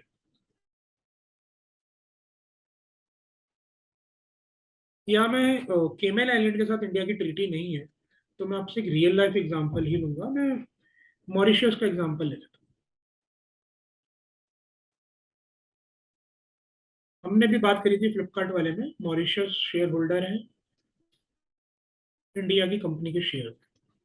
जब मॉरिशस शेयर होल्डर ने शेयर बेचे, तो मान के चलते हैं जो इनकी ट्रीटी है, ट्रीटी में ये लिखा हुआ है कि भाई जहाँ पे शेयर होल्डर है ना, उस कंट्री में टैक्स होगा, रेसिडेंस बेस्ड टैक्सेशन होगी, रेसिडेंट स्टेट में होगी, सोर्स स्टेट में नहीं होगी। ठीक है, मॉरिशस में टैक्स होगी, ये तो पक्का है, दोनों जगह टैक्स नहीं होगी, तो डबल टैक्सेशन तो अवॉइड होगी। बट अब मॉरिशस में अगर हम देखें, एक बारी को एज्यूम करते हैं, मान लो मॉरिशस में ये कैपिटल गेन एग्जेम्प्ट है, क्योंकि टैक्स हेवन है, बहुत बेनिफिट्स होते हैं। तो इफेक्टिवली डबल नॉन टैक्सेशन हो गई। इंडिया में भी नहीं हुई जहाँ पे होनी चाहिए, जहाँ पे हो सकती थी। मॉरिशस में नहीं हुई क्योंकि वहां की सरकार ने एक बेनिफिट दिया। तो प्रियम्बल में ये लिखा हुआ है कि हम डबल नॉन टैक्सेशन भी अवॉइड करना है। तो जब हम एग्रीमेंट सेंटर करेंगे तो हम उसको ध्यान में रखेंगे कि भाई हमारे डोमेस्टिक लॉ में इसको टैक्स करते भी हैं नहीं करते। तो दिस इज आवर प्रियम्बल, ये मैं चाहता था मैं आपके साथ सबसे पहले डिस्कस करूं। अब हम आर्टिकल्स पे आते हैं, और आर्टिकल्स को हम कैसे पढ़ेंगे? हम, मेरा सजेशन है हम समरी से पढ़ें। पीछे हमें डिटेल में पढ़ने की जरूरत नहीं है, हम समरी से पढ़ेंगे और इसको बहुत हम अच्छे से समझ पाएंगे। सबसे पहले है पर्सन्स कवर्ड, कौन से पर्सन्स कवर्ड है। और हमने जो मॉड्यूल में जो समरी दी हुई है, अगर हमें देखें समरी बहुत ही अच्छे इन्होंने ओईसीडी समरी जो इन्होंने दी हुई है वो ओईसीडी और मॉडल कन्वेंशन दोनों को दी हुई है, जिसमें कॉमन पैरास भी डाले हुए, सिग्निफिकेंट डिफरेंसेस भी डाले। तो जब हम एक साथ पढ़ेंगे हमें पता लग जाएगा, जब ये कॉमनली लिखा है, एक ही लैंडस्केप में लिखा है, तो मतलब दोनों में सिमिलर है। रेसिडेंट तो पर्सन कवर्ड कौन से होते हैं? जो रेसिडेंट हो, एक पर्सन होना चाहिए और उसको रेसिडेंट होना चाहिए। भाई ऐसा ना हो आप रेसिडेंट तो हो सिंगापुर के और आप ट्रीटी लगाना चाहते हो इंडिया मॉरिशस। आपको या तो इंडिया का रेसिडेंट होना जरूरी है, मॉरिशस का, दोनों में से एक का रेसिडेंट होना चाहिए। बहुत ही लॉजिकल इंटरप्रिटेशन। आगे फिजिकली ट्रांसपेरेंट एंटिटी का कंसेप्ट है, ये हमारे एग्जाम में इंपॉर्टेंट नहीं है, मैं इसको ज्यादा डिटेल में कवर नहीं करूंगा। फिजिकली ट्रांसपेरेंट एंटिटी वो होती हैं जो जो खुद टैक्स नहीं होती, अपने शेयर होल्डर या ओनर के लेवल पे टैक्स होती है। ये हम आगे जब आर्टिकल 4 करेंगे तब इसको डिटेल में पढ़ेंगे। देन आते हैं taxes covered. Normally income on capital पे ही टैक्सेस कवर्ड होते हैं। इनकम इंडियन के लिए इनकम टैक्स ही इसमें कवर्ड होता है। इनकम टैक्स, सरचार्ज जो इनकम टैक्स पे लगता है, और एजुकेशन से जीएसटी, वीएटी, एक्साइज ड्यूटी, उस पे ये लॉ नहीं लगता। तो अगर हम देखें taxes, income, capital gain tax जो included, specifically capital gain tax include होते हैं, सैलरी इंक्लूड होती है, तो ब्रॉडली सारे इनकम टैक्स इसमें इंक्लूड होते हैं। देन नेक्स्ट पे आते हैं रेसिडेंट। रेसिडेंट कौन होते हैं? रेसिडेंट आपको किसी भी स्टेट का होना पड़ता है, जैसे हमने देखा। अब रेसिडेंट कैसे माना जाए, वो किस स्टेट का है? तो उन्होंने बोला हुआ है कि रेसिडेंट वो जो एक पर्टिकुलर कंट्री में लाइबल टू टैक्स है by reason of his domicile. Domicile मतलब एक्चुअली वो वहां पे रहता है। Residence again quite similar word. Domicile कुछ कंट्रीज में यूज होता है। प्लेस ऑफ इनकॉर्पोरेशन, वहां पे वो इनकॉर्पोरेट हुआ है कंपनी के लिए अगर, या इंडिविजुअल के लिए वहां पे वो बॉर्न हुआ है। प्लेस ऑफ मैनेजमेंट, वहां से उसकी मैनेजमेंट होती है, जो हमने लगभग प्लेस ऑफ इफेक्टिव मैनेजमेंट जो हमने फर्स्ट लेक्चर में डिस्कस किया था, पोएम प्लेस ऑफ मैनेजमेंट। अगर वो इन किसी कारण की वजह से एक पर्टिकुलर कंट्री में रिलायबल टू टैक्स है तो वो रेसिडेंट माना जाएगा। तो इंडिया अगर एग्जाम्पल लें, इंडिया में एक इंडिया यूएस ट्रीटी के लिए मैं इंडिया का रेसिडेंट कब माना जाऊंगा? जब मैं इंडिया में लाइबल टू टैक्स हूँ by reason of any of these. Actually मैं इंडिया में रेसिडेंट तो हूँ, क्योंकि मैं इंडिया में रेसिडेंट हूँ उस वजह से मैं इंडिया में टैक्स देता हूँ। तो मैं बिकॉज ऑफ रेसिडेंस में इंडिया में लाइबल टू टैक्स हूँ, सो देयरफॉर मैं इंडिया का रेसिडेंट माना जाऊंगा। मॉरिशस, मैं मॉरिशस का रेसिडेंट क्यों नहीं माना जाऊंगा? मैं मॉरिशस में मान लो टैक्स दे भी रहा हूँ, बट मैं इसलिए दे रहा हूँ कि मैंने मॉरिशस में कोई वन ऑफ ट्रांजेक्शन करी है। ना मैं मॉरिशस में रहता, ना मैं वहाँ का रेसिडेंट, ना मैं वहाँ से मैनेज करता, ना मैं वहाँ पे इनकॉर्पोरेटेड, तो मैं मॉरिशस में कभी भी रेसिडेंट नहीं माना जाऊंगा। मैं रेसिडेंट इंडिया का माना जाऊंगा। एक छोटा सा डिफरेंस जो ओईसीडी और यूएन मॉडल में है यहाँ पे, हमने जो ये एक क्राइटेरिया पढ़ा प्लेस ऑफ इनकॉर्पोरेशन, ये यूएन में है बट ओईसीडी में नहीं है। प्रैक्टिकल लाइफ में ज्यादा कंसर्न नहीं होता इस एक पैरामीटर से, क्योंकि बाकी के पैरामीटर के लगभग मतलब सिमिलर ही है, और एग्जाम में भी कोई बहुत सिंपल बहुत वो नहीं है, तो मैं इस पर ज्यादा एम्फेसिस नहीं दे रहा। नेक्स्ट आते हैं ट्राई वेरिकल रूल्स पे। ये बड़ा इंपॉर्टेंट है और एग्जाम में इससे क्वेश्चन आया हुआ भी है। बड़ा लॉजिकल का है, बड़े हम लॉजिक के साथ इसको समझेंगे। मान के चलते हैं एक इंडिविजुअल है जो एनआरआई है, जो दिल्ली में रहता है, दिल्ली में पढ़ा लिखा, दिल्ली में हुआ, बाद में वो मान के चलते हैं ऑस्ट्रेलिया में जाके सेटल हो गया। ऑस्ट्रेलिया में उसकी जॉब है, लेकिन कुछ प्रैक्टिकल हम सिचुएशन देते हैं, हो क्या रहा है। इसका दिल्ली में भी इसका एक फैमिली प्रॉपर्टी है, इसकी दिल्ली में हाउस है, दिल्ली में इसके पेरेंट्स रहते हैं। ऑस्ट्रेलिया में जब ये जॉब कर रहा है दिल्ली में, एट द सेम टाइम इसकी काफी इन्वेस्टमेंट्स भी है, इन्वेस्टमेंट भी है दिल्ली में, इसके शेयर्स भी हैं, और हाउस भी है, कुछ हाउस रेंट पे दिया हुआ है, और ये दिल्ली में काफी आता जाता रहता है। Let's assume parents medically weak है, फिट नहीं है, तो मेडिकल रीजंस की वजह से इसको काफी आना पड़ता है। उस वजह से इसने जो अपनी ऑस्ट्रेलिया कंपनी है, मान के चलते हैं ऑस्ट्रेलिया में किसी कंपनी में जॉब कर रही है, इसने उस कंपनी के साथ एक टाई अप भी किया हुआ है कि मैं वर्क फ्रॉम होम करूंगा। भाई मैं, बहुत पॉसिबिलिटी है, बहुत होता है ये, कि भाई मैं हफ्ते महीने में कुछ दिन, may be 15 days a month मैं दिल्ली में रहूंगा, सीनियर पोजीशन पे है, फिर मैं ऑस्ट्रेलिया वापस आ जाऊंगा। मैं ऐसे अप डाउन करता रहूँ, कभी 15 दिन 10 दिन। तो देखा जाए सारी, और मान लो यहाँ पे इसके यहाँ पे इसकी स्पाउस, इसकी वाइफ, इसके किड्स, ये ऑस्ट्रेलिया में रहते हैं, ये भी इसके साथ कभी आते हैं कभी नहीं आते। तो दोस्तों ये बहुत ही कॉमन सिचुएशन है, ये बहुत होती है। अब इस तरह से देखा जाए, ये इंडिविजुअल, इसके दिल्ली में भी इंटरेस्ट बहुत है और ऑस्ट्रेलिया में भी बहुत इंटरेस्ट है, because of his physical presence in both the countries. ये दोनों कंट्री का रेसिडेंट बन जाता है, दोनों कंट्री का रेसिडेंट बन जाता है। अब इसको, अब दोनों कंट्री में रेसिडेंट बन गया, दोनों कंट्री बोलेगी भाई ये तो हमारा रेसिडेंट है, इसको सारा टैक्स हमारे यहाँ देना है। तो ऐसे में क्या करें? ऐसे में हम बोलते हैं there is a tie, there is a tie, and now we need to break this tie. तो how to break this tie? तो इस टाई ब्रेक करने के लिए बड़े लॉजिकल कुछ चीजें देखी जाती है कि भाई, अब देखो दोनों में से किसकी तरफ रुझान ज्यादा है। एक इंडिया है, एक ऑस्ट्रेलिया है, हमें इंडिया इसके लिए ज्यादा इंपॉर्टेंट है या ऑस्ट्रेलिया इसके लिए ज्यादा इंपॉर्टेंट है? तो उसके लिए बड़े सारे पैरामीटर्स दिए गए। एग्जाम्पल देता हूँ कि भाई इसका सेंटर ऑफ वाइटल इंटरेस्ट कहाँ पे है। एक, मैं आपको अगर आसान भाषा में लिखना शुरू करूँ, एग्जाम्पल्स क्या क्या होते हैं। एक है इसके centre of vital interest. Vital मतलब, वाइटल इंटरेस्ट मतलब भाई इसके ज्यादा इंटरेस्ट किस कंट्री में है। अब ये भी बड़ा मुश्किल होता है। इसका यहाँ पे घर भी है, मान लो यहाँ पे रेंटेड पे रहता है, यहाँ पे इसके पेरेंट्स है तो यहाँ पे इसके स्पाउस और किड्स हैं, यहाँ पे इसकी जॉब है तो यहाँ पे इसकी बहुत सारी इन्वेस्टमेंट है, रेंट है, जहाँ से भी इसको बहुत अच्छी सैलरी इनकम मिलती है। तो इसको इसको ज्यादा इंटरेस्ट कौन से देश में है। ठीक है। एक होता है कि इसकी हाउस प्रॉपर्टीज की ज्यादातर कहाँ पे है। एक है कि इसका हैबिचुअल अबोर्ड, ज्यादातर ये कहाँ रहता है, हैबिचुअल इसकी कहाँ रहता है। तो इस तरह के ना हम पैरामीटर्स लगाते हैं, फिर एक बड़ा ही लॉजिकली सोचते हैं कि भाई इस इंडिविजुअल को कहाँ पे ज्यादा इंपॉर्टेंट है। बट ये हर बार इसका जवाब देना आसान भी नहीं होता। मैं आपको अगर आगे दिखाऊं, ये सेंटर ऑफ, देखो एक परमानेंट होम। परमानेंट होम का है, अब हमने देखा था इसकी इंडिया में तो हाउस प्रॉपर्टी है, इंडिया में तो हाउस प्रॉपर्टी है, खुद ओन कर रहे हैं, जो इसने रेंट पे दी हुई है। यहाँ पे खुद रेंट पे रह रहे हैं सर, अपना परमानेंट होम इंडिया में, तो यहाँ पे हमने देखा इंडिया का पल्ला भारी। सेंटर ऑफ वाइटल इंटरेस्ट, अब भाई इंडिया और ऑस्ट्रेलिया दोनों में इसका इंटरेस्ट बहुत ही इंपॉर्टेंट है, तो यहाँ पे हम ऐसा कर देंगे। हैबिचुअल अबोर्ड, हैबिचुअल अबोर्ड भी दोनों में कुछ हद तक इक्वली है। हैबिचुअल अबोर्ड मतलब ये हैबिचुअली ज्यादातर कहाँ रहता है। देन नेशनैलिटी, कहाँ का नेशनल है, अगेन यहाँ पे इंडिया। नॉर्मली मैं आपको बता रहा हूँ प्रैक्टिकली हम नेशनैलिटी कैसे देखते हैं, एक इंडिविजुअल के पासपोर्ट से देखते हैं वो कहाँ का सिटीजन है, तो वो नेशनैलिटी होती है। बहुत बार क्या होता है, आंसर यहाँ फेल हो जाता है। अब यहाँ पे तो चार में से दो जगह इंडिया आ गया, तो there is a good way to take कि ये इंडिया का रेसिडेंट है। बहुत बार मान के चलते हैं इसका परमानेंट होम मान लो इंडिया में ना होता, इसका ऑस्ट्रेलिया में होता, तो there is a tie again.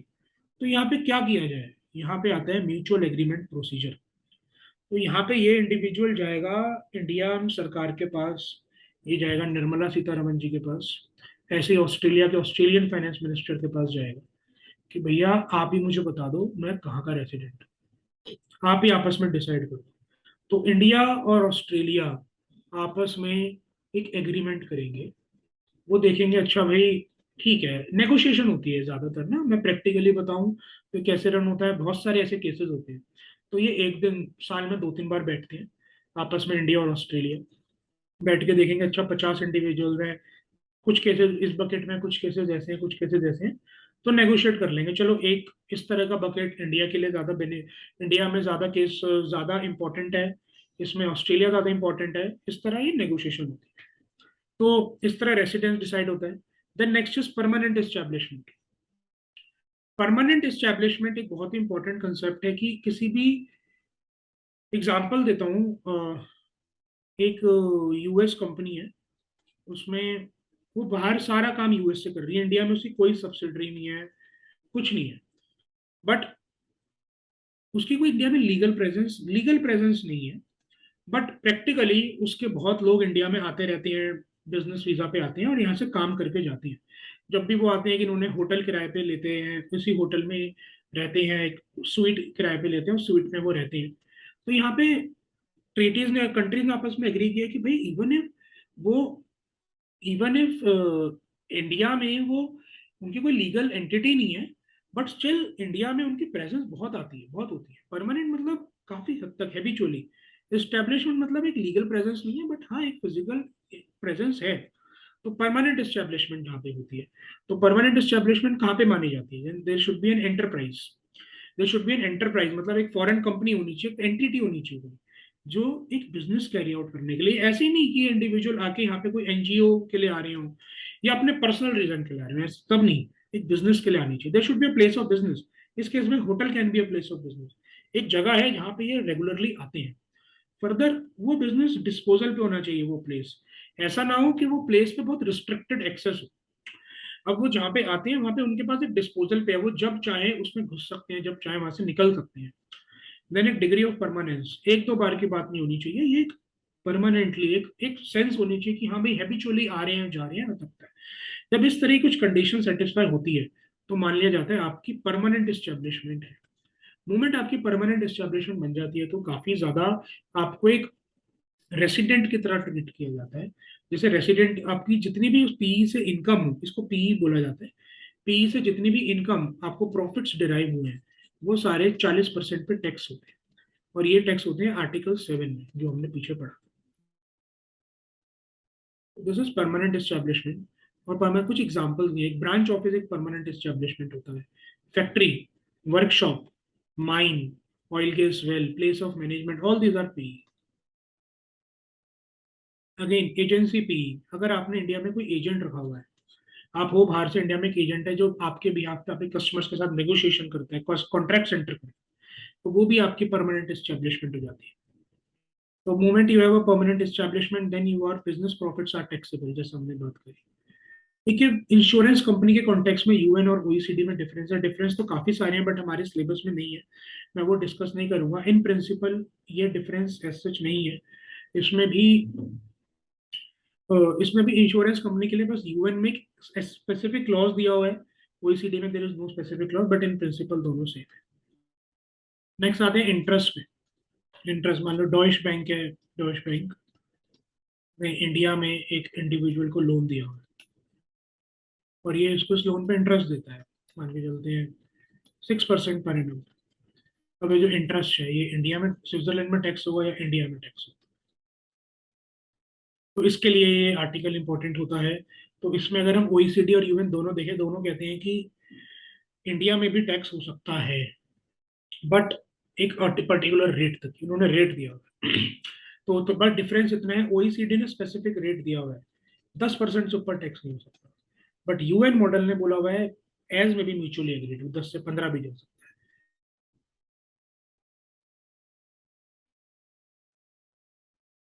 Then royalty, Microsoft ने सॉफ्टवेयर बेचा, तो हमने स्टार्टिंग में डिस्कस किया था। सॉफ्टवेयर भी एक तरीके की रॉयल्टी है। जब सॉफ्टवेयर बेचा, वाइल इस पे बहुत लिटिगेशन, एक बारी को मान लेते हैं रॉयल्टी है, तो अब इस पे ये टैक्स कहाँ होगा। ओईसीडी में बड़ा डिफरेंस है। ओईसीडी कहते हैं resident state RS has the exclusive right, मतलब सिर्फ आरएस में ही टैक्स होगा। RS is the exclusive right. UN कहता है may also be tax source state, बहुत लॉजिकल है, वो सिर्फ डेवलप नेशंस के लिए बनाया, वो डेवलप्ड और डेवलपिंग दोनों के लिए बनाया। तो वो कहते हैं वहां भी टैक्स हो सकता है, बट वो एक बोलते हैं स्पेसिफाइड परसेंट, एक रेट तक टैक्स होगा। ज्यादातर ट्रीटीज में वो रेट 10% ही है। देन एफटीएस हमने डिस्कस किया आर्टिकल 12 में, ओईसीडी में ये है ही नहीं, यूएन मॉडल में है। यूएन मॉडल में क्या कहते हैं कि भाई fee for technical service, FTS एक अम, बहुत ही कॉमन ट्रांजेक्शन है रियल लाइफ में। फी फॉर टेक्निकल सर्विस क्या होती है, कोई भी बाहर से मान लो इंजीनियर्स आए, इंजीनियर्स ने कोई टेक्निकल सर्विस दी, उसके लिए उनको फीस दी जा रही है, तो फी फॉर टेक्निकल सर्विस कहाँ टैक्स होगी। तो इसका भी लगभग रॉयल्टी की तरह ही यूएन में इसकी टैक्सेशन दी हुई है कि इसकी सोर्स स्टेट में भी टैक्स हो सकता है at a specified percentage. FTS में कुछ एक्सक्लूजन होते हैं, ये भी हम डिस्कस कर लेते हैं। जैसे एम्प्लॉय, एम्प्लॉय की सर्विस को एफटीएस नहीं माना जाता क्योंकि उनके लिए एक स्पेसिफिक आर्टिकल है। ऐसे ही टीचर्स, टीचर्स की सर्विस को नहीं माना जाता, उनके लिए एक स्पेसिफिक आर्टिकल है। तो ऐसे ही प्रोफेशनल्स, प्रोफेशनल्स जो इंडिविजुअल प्रोफेशनल्स जो आते हैं, मतलब कोई आर्टिस्ट है, उनके लिए एक स्पेसिफिक आर्टिकल है, तो वो एफटीएस में नहीं आता, उनको अपना स्पेसिफिक आर्टिकल में जाएंगे। कैपिटल गेन हमने डिस्कस किया, मॉरिशस वाला केस। मॉरिशस रेसिडेंट ने इंडियन कंपनी के शेयर्स बेचे, शेयर होल्डर यहाँ पे है, तो कहाँ पे टैक्स होगा, रेसिडेंट स्टेट में टैक्स होगा या सोर्स स्टेट में टैक्स होगा। तो यहाँ पे इन्होंने ये बोला है, लास्ट लाइन इंपॉर्टेंट है, are confirm to source state if more than 50% of value during this is, ये तो इमर प्रॉपर्टी के लिए है।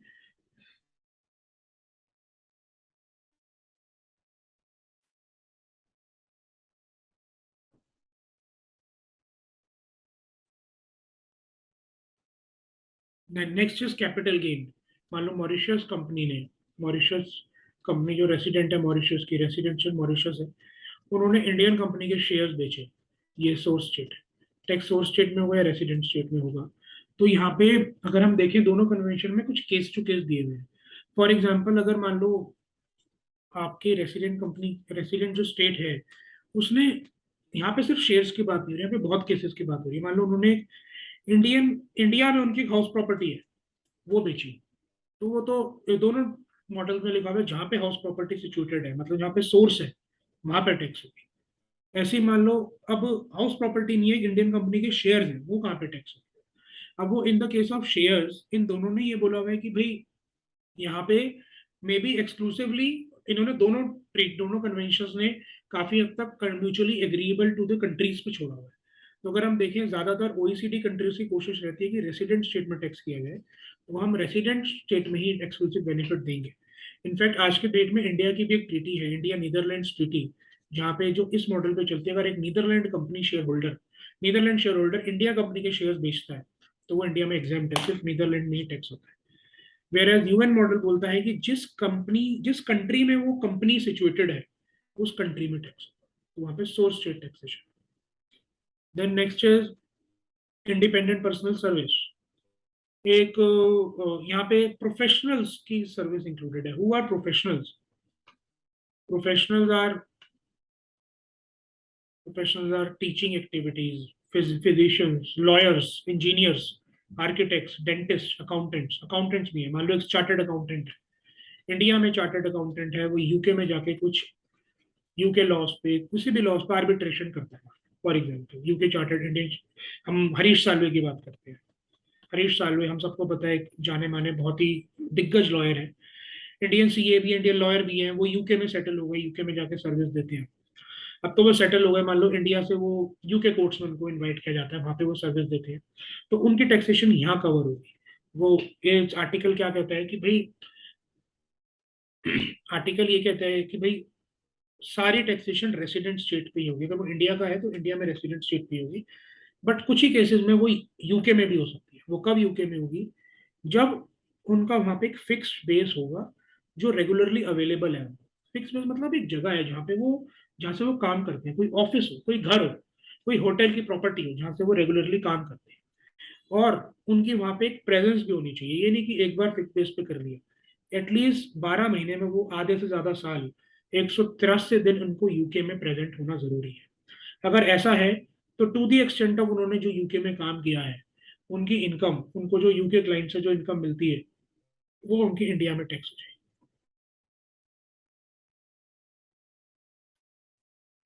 देन प्रोफेशनल सर्विस के बाद हमारा आर्टिकल आता है अदर इनकम का। अदर इनकम का आर्टिकल हमें क्या बोलता है?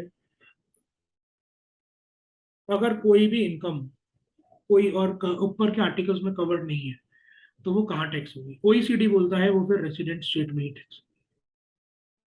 यूएन बोलता है कि भाई वो सोर्स स्टेट में भी टैक्स हो सकती है। अब वो सोर्स स्टेट में भी टैक्स हो सकती है, रेसिडेंट स्टेट में टैक्स होगी, तो इसका मतलब यूएन ने यूएन ने गेट्स खोले हुए हैं। यूएन कंट्रीज फिर एग्री करती है कि भाई अगर वो फिर अराइज कहाँ पे होती है वो देखा जाएगा। अगर वो सोर्स स्टेट में अराइज हो रही है तो वो सोर्स स्टेट में भी टैक्स हो सकती है, तो यहाँ पे डबल टैक्सेशन है। देन उसके बाद article 23A, 23B, exemption method, credit method. अब अगर ऊपर किसी भी आर्टिकल की वजह से, जैसे ये एग्जांपल है अदर इनकम, यूएस के हिसाब से, मान लो यूएस इंडिया की ट्रीटी है और वो यूएन मॉडल कन्वेंशन के हिसाब से बनी हुई है। यूएस बोलता है यूएस में टैक्स होगी, इंडिया बोलता है सोर्स स्टेट में भी टैक्स हो सकती है। यूएन रेसिडेंस स्टेट है, इंडिया सोर्स स्टेट है, इंडिया में भी टैक्स हो सकती है, दोनों में डबल टैक्सेशन होगी।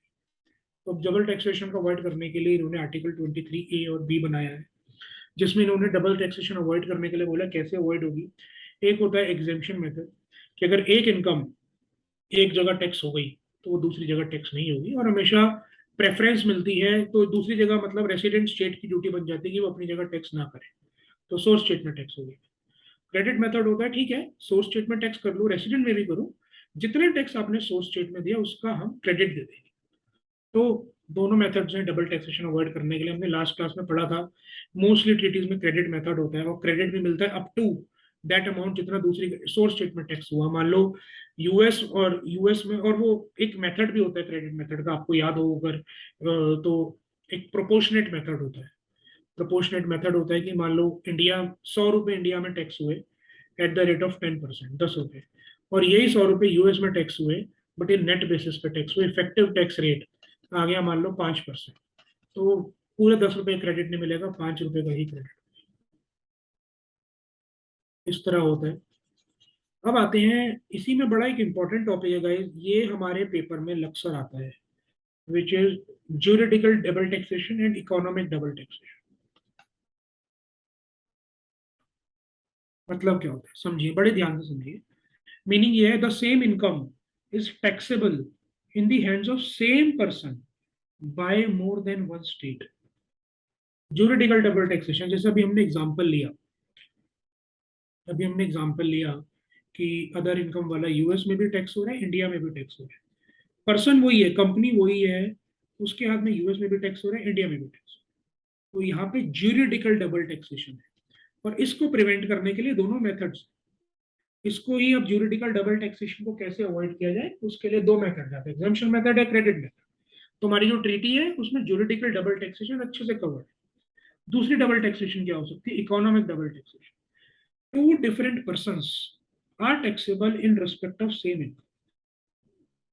फर्क समझिए। इकोनॉमिक टैक्स डबल टैक्सेशन मतलब इनकम वही है, बट दो इंडिविजुअल्स, दो डिफरेंट पर्सन के हाथ में टैक्स होता है। इससे एक बड़ा क्लासिक एग्जांपल देता हूं मैं आपको, डिविडेंड। आज से 2 साल पहले जब डिविडेंड पे डीडीटी होता था, डिविडेंड डिस्ट्रीब्यूशन टैक्स होता था, तब ये बड़ा रेलिवेंट है। आज से 2 साल पहले जब डीडीटी होता था, तब का मैं आपको एग्जांपल दे रहा हूँ, आप बहुत आसानी से इसको समझ पाएंगे। इंडिया में एक कंपनी है रिलायंस इंडिया, इसका एक एनआरआई शेयर होल्डर है। वो एग्जांपल ले लेते हैं, जो ऑस्ट्रेलिया में बैठे, जो भी हमने डिस्कस किया था टाई ब्रेकर के टाइम। अब ऑस्ट्रेलिया में बैठा है, वो शेयर होल्डर है। रिलायंस इंडिया हर साल एजीएम के बाद डिविडेंड डिक्लेयर करती है। जब भी वो डिविडेंड डिक्लेयर करती है, उसके कुछ शेयर होल्डर बाहर भी है, वो बाहर भी शेयर डिविडेंड भेजेंगे। जब Indian company share dividend declare करती है, उसको डीडीटी देना होता है, जो हमारे सेक्शन 115 ओ में होता है। मान लो 20% उसको डीडीटी देना होता है। बट ये डीडीटी ये नहीं माना जाता कि शेयर होल्डर की लाइबिलिटी है, ये इस इंडियन कंपनी की liability. At the same time, जब वो डिविडेंड शेयर होल्डर के हाथ में जाता है, वो 10% पे टैक्स होता है। इनकम तो सेम है, डिविडेंड, बट दो डिफरेंट इंडिविजुअल, एक है शेयर होल्डर और एक है रिलायंस, दोनों के हाथ में टैक्स होता है। इसको कहते हैं इकोनॉमिक डबल टैक्सेशन। और इकोनॉमिक डबल टैक्सेशन हमारे एग्जेम्पशन या क्रेडिट मेथड में कवर्ड नहीं है। मैं समझ सकता हूँ आप लोग इसको अप्रिशिएट कर पा रहे होंगे कि क्यों कवर्ड नहीं है। ये तब एग्जेम्पशन मेथड कब आता है, जब भाई इस शेयर होल्डर ने इस डिविडेंड पे इंडिया में टैक्स दिया होगा, तब वो ऑस्ट्रेलिया सरकार बोलेगी ठीक है, इंडिया ऑस्ट्रेलिया में हम एग्जेम्प्ट कर देते हैं। या फिर यहाँ पे टैक्स दिया होगा, तो ऑस्ट्रेलिया सरकार बोलेगी ठीक है, जितना टैक्स दिया उसका क्रेडिट ले लो। सच्चाई ये है, इसने यहाँ पे टैक्स ही नहीं दिया, टैक्स तो रिलायंस इंडिया ने दिया है, तो इसको कभी से क्रेडिट या एग्जेम्पशन हो ही नहीं सकती। तो वाइल इनकम तो सेम है, डिविडेंड ही है, उतना ही 100 रुपए का डिविडेंड ही है, बट क्योंकि पर्सन डिफरेंट है, शेयर होल्डर और रिलायंस, यहाँ पे डबल टैक्सेशन अवॉइडेंस इसमें हो ही नहीं पाई। तो इसको, इस इकोनॉमिक डबल टैक्सेशन को प्रोटेक्ट करने के लिए ट्रीटी में कोई प्रोविजन ही नहीं है। ट्रीटी में कोई प्रोविजन ही नहीं है, तो ट्रीटी में इसको, ये डबल टैक्सेशन कंटिन्यू होगी। इसको प्रोटेक्ट करने के लिए सिर्फ, अगर ट्रीटी में प्रोविजन है तो यही है कि भाई म्यूचुअल एग्रीमेंट प्रोसीजर, जो हमने टाई ब्रेकर के टाइम डिस्कस किया था, कि निर्मला सीतारमन जी और ऑस्ट्रेलिया के जो भी फाइनेंस मिनिस्टर हैं, वो दोनों आपस में बैठे और बात करें कि भाई ये तो ठीक नहीं है, इकोनॉमिक डेवलपमेंट नहीं होगी आज के बाद से, ऐसे तो कोई भी ऑस्ट्रेलिया का बंदा इंडियन कंपनी में इन्वेस्टमेंट ही नहीं करेगा। तो उस वजह से सेम इनकम पे 2 बार सरकार को टैक्स जा रहा है, ये इकोनॉमिक डबल टैक्सेशन हो रही है। तो उसके लिए बोलेंगे अच्छा ठीक है, दो तरीके हैं, या तो म्यूचुअली एग्री करो कि भाई ठीक है, आगे से हम इस तरीके के डिविडेंड पे इंडिया बोले ठीक है हम टैक्स नहीं लेंगे जब हम डीडीटी ले चुके हैं, या फिर हम डीडीटी नहीं लेंगे अगर हम टीडीएस, इस तरह के इनकम को टैक्स कर चुके हैं। दूसरा अल्टरनेटिव ये होता है कि वो अपने डोमेस्टिक लॉ में ही कुछ चेंज लाए। तो अगर हम देखें how this type of double taxation is addressed, अगर हम ज्यूरिडिकल डबल टैक्सेशन में देखें, तो article 23 and 23B address juridical double taxation. As far as economic double taxation, article do not address this. If two states wish to solve problem, they may do so in bilateral negotiation, which is mutual agreement. ठीक है जी, ये question बड़ा important है, ये हमारे paper में आता है, तो इसको आप प्लीज, और इतना सही है ये और मेरा सजेशन है साथ में एग्जाम्पल जरूर देना, हमेशा अच्छा इंप्रेशन पड़ता है, क्लैरिटी आती है थॉट्स में। देन आगे चलते हैं, एक्सचेंज ऑफ इन्फॉर्मेशन बहुत आसान है, हमने किया। दो क्वेश्चन मॉड्यूल में दिए हुए हैं, जल्दी से डिस्कस करते हैं। Explain briefly the significant difference between UN and OECD. हा हा हा, ये तो हमने बहुत अच्छे से डिस्कस किया है। OECD between developed, UN between developed and developing, OECD advocates residence, UN is a compromise or balance between source and resident. Next देखते हैं,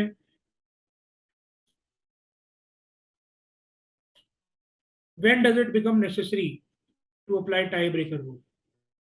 ठीक है जी, जब एक इंडिविजुअल दो कंट्रीज का रेसिडेंट हो या एक कंपनी दो कंट्रीज की रेसिडेंट हो तो टाई ब्रेकर लगाया जाता है। कैसे लगाया जाता है वो हमने यहाँ दिया हुआ है। परमानेंट, पांच छह कंडीशन होती है, permanent, centre of vital interest, habitual abroad, national, competent authorities. आप बस ये चार पांच शब्द बस याद कर लेना, आपका काम इसी में हो जाएगा।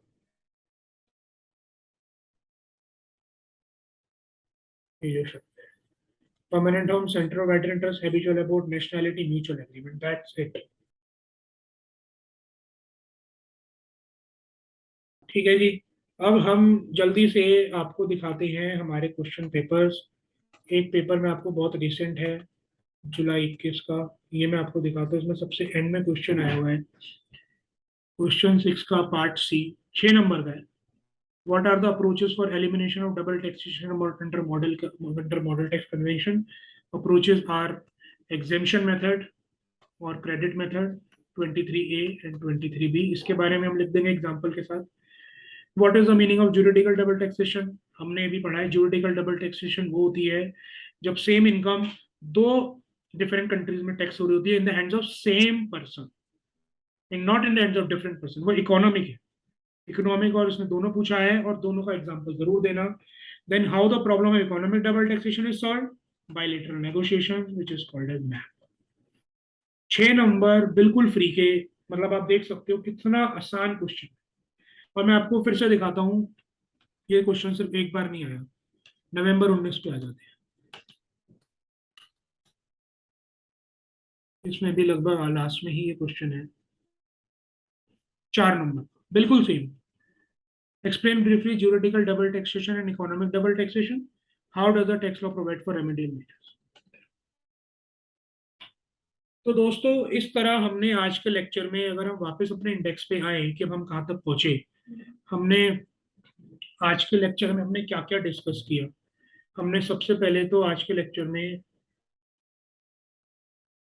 चैप्टर 8 डिस्कस किया, जिसमें हमने दोनों टॉपिक्स कवर किए हैं। और उसके अलावा हमने यहाँ पे ये बिल्कुल सेम है, पी और बीपीओ। बीपीओ के बारे में मैं 2 मिनट और लगाऊंगा। बीपीओ के लिए अलग से एक सर्कुलर लाया है सीपीडीटी, बहुत पहले लाया था, तब की बात है जब इंडिया में कॉल सेंटर का प्रचलन शुरू हुआ था और क्लैरिटी नहीं थी कि कॉल सेंटर के केस में कैसे टैक्सेशन होगी। मान के चलते हैं, कोई भी, जितनी भी हमारी बाहर की कंपनीज है, वोडाफोन है, वोडाफोन एक टेलीकॉम कंपनी, उन्होंने इंडिया में अपना कॉल सेंटर बनाया है। कॉल सेंटर बनाया है, वो देश विदेश सब कंट्रीज की जितनी भी कस्टमर क्वेरीज आती हैं वो सब इंडिया में रूट होती है। अभी कॉल सेंटर है, बीपीओ है, कॉल सेंटर का टैक्सेशन कैसे होगा? सीबीडीटी सर्कुलर लाया हुआ है, कुछ इसमें नया नहीं लिखा हुआ है। इसमें सारा ये लिखा हुआ है कि अगर ये कॉल सेंटर परमानेंट इस्टेब्लिशमेंट बन जाता है तो फिर इसकी टैक्सेशन बिजनेस प्रॉफिट्स की तरह होगी। कोई इसमें अलग नहीं लिखा हुआ है, सब कुछ बहुत सिंपल तरीका है, तो इसमें कुछ भी अलग नहीं है और हमारे एग्जाम में भी ज्यादा इंपॉर्टेंट नहीं है। तो हमने ये दोनों टॉपिक्स भी कवर कर लिए और अपना ये भी कवर कर लिया। इससे थ्योरी आता है और ये टॉपिक इतना बेस है। अब हम अगले लेक्चर में मैं आपके साथ जो बाकी के हमारे टॉपिक्स हैं, equalization levy, interpretation of treaties, हमने काफी आज के टॉपिक में कवर किया, मैं आपको अगले लेक्चर में दिखाऊंगा। और BEPS, base erosion profit shifting, हमारे लिए पढ़ना बहुत आसान हो जाएगा। तो मैं आशा करता हूं आपको ये समझ आया होगा। बहुत ही बहुत ही फाउंडेशनल टॉपिक है, बहुत ही इंपॉर्टेंट टॉपिक है हमारे को रियल लाइफ में इंटरनेशनल टैक्सेशन समझने के लिए। और बहुत अच्छी बात यह है कि पेपर में क्वेश्चन मुश्किल नहीं आते। उससे भी अच्छी बात यह कि कुछ ही टॉपिक्स हैं जिनसे पेपर में क्वेश्चन आते हैं। ओईसीडी और यूएन मॉडल में difference, economic double taxation, juridical double taxation के बारे में मीनिंग और उनके remedial actions, tie breaker rules के बारे में और परमानेंट एस्टेब्लिशमेंट के बारे में। चारों टॉपिक्स अगर आप टिप्स पे याद कर लें और आपको आज के एग्जांपल से मैं कह सकता हूँ, और आपने एग्जाम ये लेक्चर आपने ढंग से समझा है तो आप इस बेसिस पर अपनी लैंग्वेज में भी लिख सकते हैं। मेरा सजेशन रहेगा अपने एक्सपीरियंस के साथ एग्जाम्पल जरूर दो। आई एम श्योर आपको कंसेप्चुअल क्लैरिटी होगी। मैंने आपको माइक्रोसॉफ्ट का एग्जाम्पल दिया, मैंने आपको मॉरिशस कंपनी का बार बार एग्जाम्पल दिया, ऑस्ट्रेलियन केस का एग्जाम्पल दिया। ये तीनों वो केसेस हैं जो आपके इन चारों क्वेश्चन में फिट हो सकते हैं। Okay, I hope you really appreciated my lecture, my point of view, और आपको समझ आ रहा है मैं कैसे पढ़ा रहा हूँ। आपको कोई भी इंप्रूवमेंट एरिया लगता है, कोई भी सजेशन है, please do let me know. I will immediately try to think upon that, उसके बेसिस में ठीक करूंगा। हम इसी तरह अपने लेक्चर सीरीज के साथ चलते रहेंगे। हम टॉपिक्स वो आइडेंटिफाई करते रहेंगे जो कॉम्प्लेक्स हैं, स्कोरिंग है, और रियल लाइफ एग्जांपल के बेसिस पर उसको समझाते रहेंगे। Okay, thank you. Keep studying, बहुत अच्छे से पढ़ना, बहुत अच्छे से एग्जाम देना। Thank you so much.